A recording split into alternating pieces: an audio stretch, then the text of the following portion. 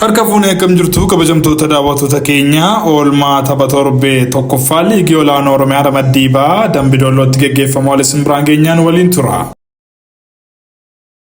Taphoonni torbee tokkoffaa liigii olaanoo Oromiyaa Mandii wiixataa irratti fufuun taphoonni 5 geggeeffamanii oolaniiru. Sa'aatii 2 bishaan tooppii fi Injinnii Mugar gidduutti tapha morkii waliin taasisaniin galchii tokkoof duwwaadhaan bishaan tooppii dursa qabachuun boqonnaaf ba'eera. Tapha boqonnaa deebiin kilabiin bishaan tooppii hirmaannaa isaa liigii olaanaa Oromiyaan galchii 2-1 Injinnii Mugar injifate.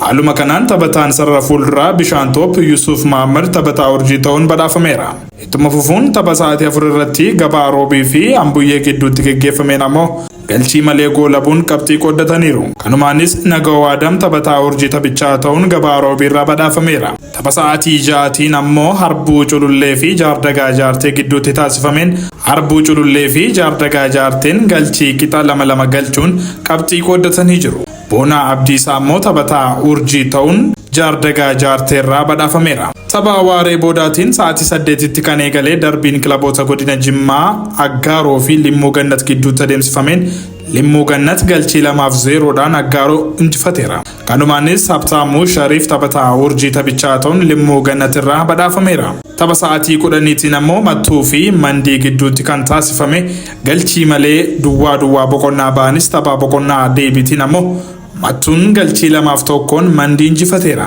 Taphataa urjii taphichaa ta'uun kan badhaafame Ashannaa fi Maaruu Mattuu irraa badhaafameera. Gabaasa qindaa'eef ani Sanyii Cannaqaatii Dambidolloo irraa.